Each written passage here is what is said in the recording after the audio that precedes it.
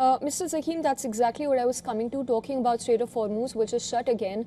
Iran wants a blockade of Iranian ports to be lifted for it to open the Strait of Hormuz. Now, Trump had earlier said that he wouldn't lift the American blockade until a deal was concluded. Neither side clearly is willing to budge. Your analysis of the current situation on the Strait of Hormuz, because both the Iranian and the US side have made their position extremely clear.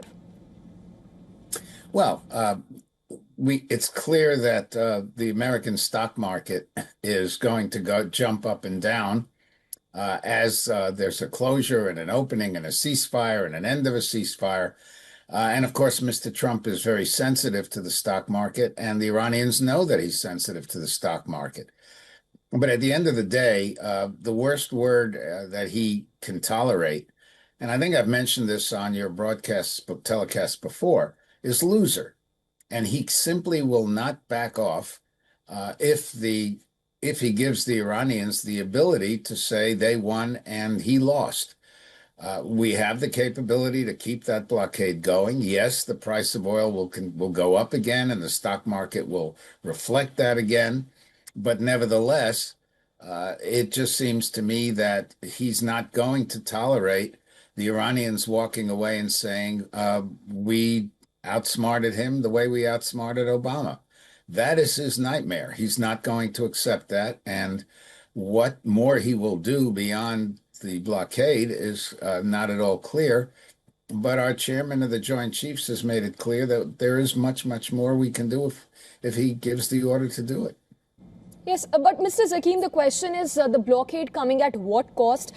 Do you think that Trump eventually will have to give in and will have to lift that blockade for the Strait of Hormuz to open, specifically ahead of the Wednesday talks that are to happen? That is, if they do happen at all. Well, that's it. I mean, will there be talks at all?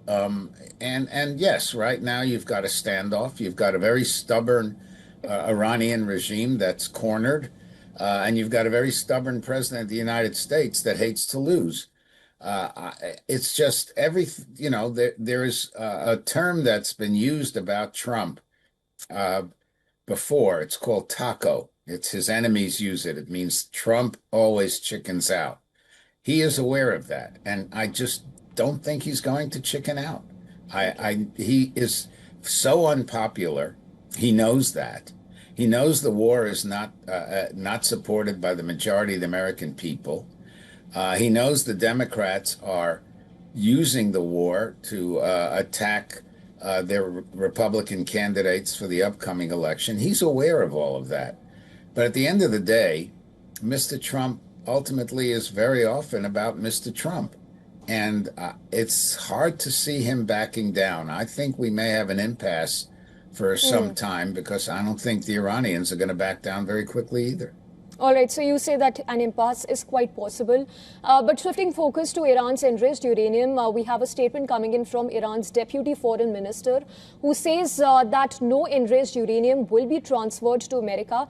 Now, this statement comes when Trump has already claimed that US would get all what he claims, the nuclear dust from Iran as part of the deal. The question is, can these two sides come to a common ground on the plaguing issue concerning the enriched uranium in Iran? Well, you've got to remember also that it's not just the so-called nuclear dust, as the president calls it, but the question of missiles, the question of Iranian proxies. There's a lot that we're asking for. And of course, the Iranian 10-point deal, so-called, goes in exactly the opposite direction.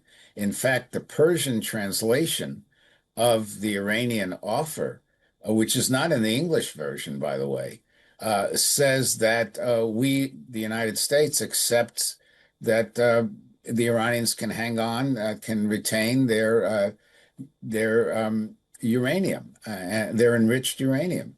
And so, when you have on one side the president saying things are moving nicely along, and on the other side the Iranians saying there isn't even a negotiation, it's very hard to see something happening quickly. On the other hand, remember, there is talk. The Pakistanis are working hard on this, and we can always be surprised. The president likes to surprise, and I think the Iranians do too. Mr. Zakim, important that you mentioned the term regarding nuclear dust, which President Trump uses, because now we have an NYT exclusive report which says that US intel assessments have suggested that Iran likely still has access to around 70% of its pre-war ballistic missile stockpiles and around 60% of its missile launchers. But shifting focus to what China has signaled as far as enriched uranium is concerned, reports suggest that it may play a role by taking custody of or downgrading Iran's enriched uranium. Do you think that would be acceptable to the US, given that Trump has insisted that Washington and Tehran will jointly transfer that enriched uranium stored in Iran to the US? Well, I think that, there have been offers during the original negotiation, excuse me, as you may recall, where Witkoff and Jared Kushner essentially offered that to the Iranians. Excuse me. The Iranians rejected that.